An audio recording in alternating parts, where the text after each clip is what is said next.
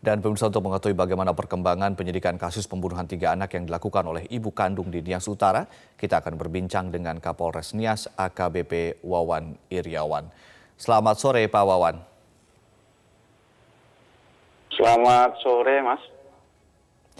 Pak Wawan, sejauh ini apa sudah diketahui motif sebenarnya pelaku tega membunuh ketiga putranya? Sampai saat ini tadi sudah disampaikan bahwa untuk motifnya yaitu pelaku ini karena kan tekanan ekonomi, Mas. Jadi sampai dia melakukan hal itu, tekanan ini selalu ada pada dia. Tekanan mulai dari kehidupan sehari-hari yang dia rasakan sangat kurang dia rasa. Jadi dia sampai depresi, akhirnya dia melakukan pembunuhan terhadap anaknya itu. Baik. Pak Wawan, apakah yang bersangkutan ini memiliki mungkin gangguan mental atau sejenisnya atau seperti apa? Untuk saat ini masih belum ada yang mengatakan bahwa dia gangguan mental, Mas. Tapi kita akan melakukan terhadap tersangka, melakukan pemeriksaan psikiater ke Rumah Sakit Bayangkara Polda Sumut. Gitu.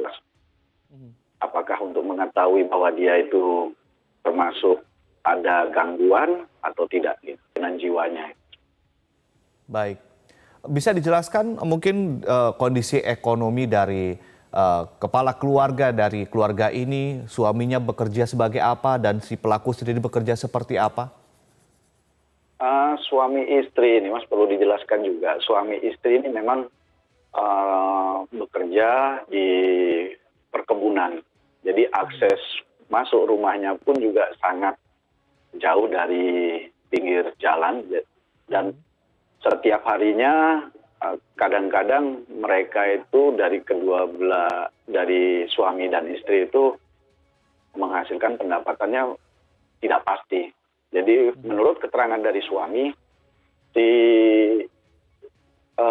keduanya ini 1 minggu itu biasa cuma dapat uang hanya 200.000.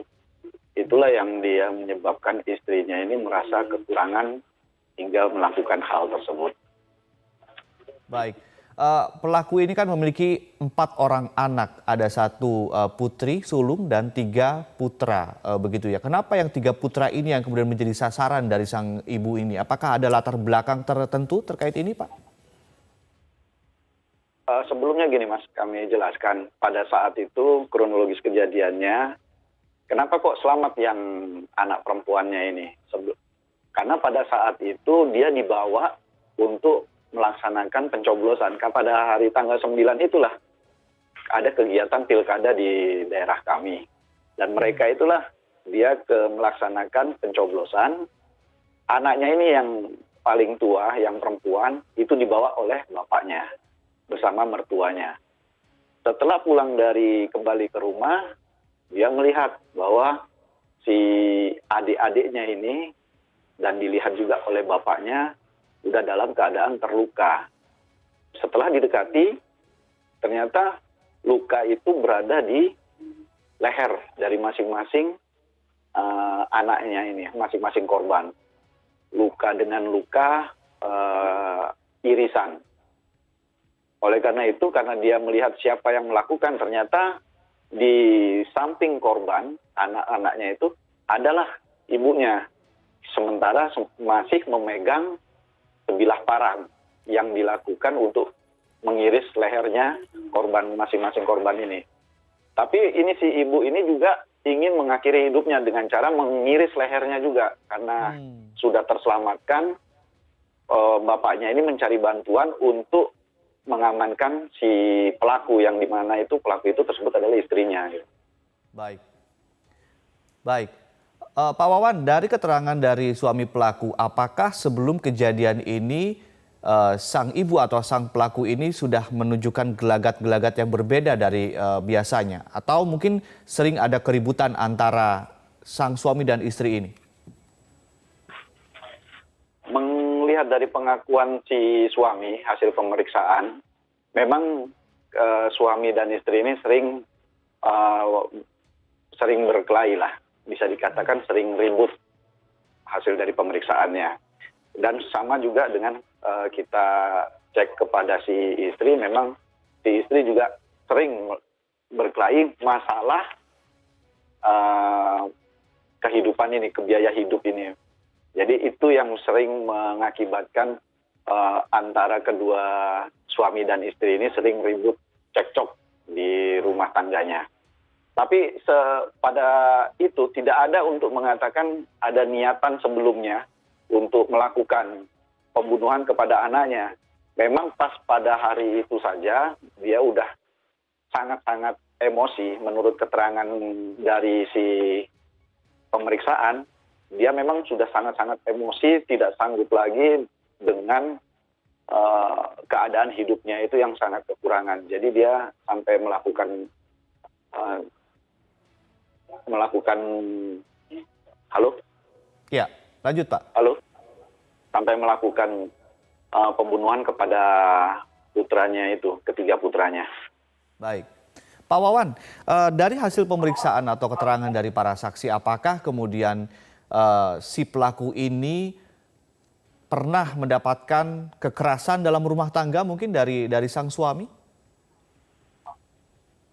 Untuk sampai saat ini kami periksa dari pihak istri, pihak suami, mohon maaf, itu tidak ada mengatakan bahwa si suami sering melakukan tindak kekerasan, gitu ya, kekerasan dalam rumah tangga itu tidak ada sama sekali. Cuma masalah biaya hidup saja ini yang motifnya. Baik, rencana kapan Pak si pelaku ini akan diperiksa kejiwaannya di Rumah Sakit Bayangkara, Pak? Kami mungkin minggu ke depan ini, Mas, kita karena terkendala juga jarak tempuh antara dari Kepulauan Nias ini ke Kota Medan sangat jauh. Jadi dan menunggu, Mas, karena ini si perempuan ini, si pelaku masih merasa kurang nyaman badannya, dan itu ada bekas luka yang di lehernya yang terjadi karena dia lakukan irisan yang dilakukan sendiri, jadi sampai lehernya itu terluka. Itulah kendala kami supaya dia pulih sehat dulu. Baik. Supaya nanti pada saat pemeriksaannya berjalan dengan lancar. Sedikit saja Pak Wawan, apakah ada rasa menyesal dari si pelaku ini ketika dimintai keterangan? Sudah jelas ada dia mengatakan sangat menyesal sekali, Mas.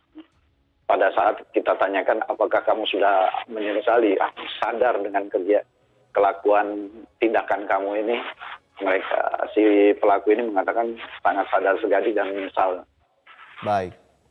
Baik, terima kasih Kapolres Nias AKBP Wawan Iriawan telah berbagi informasi bersama kami di Metro hari ini.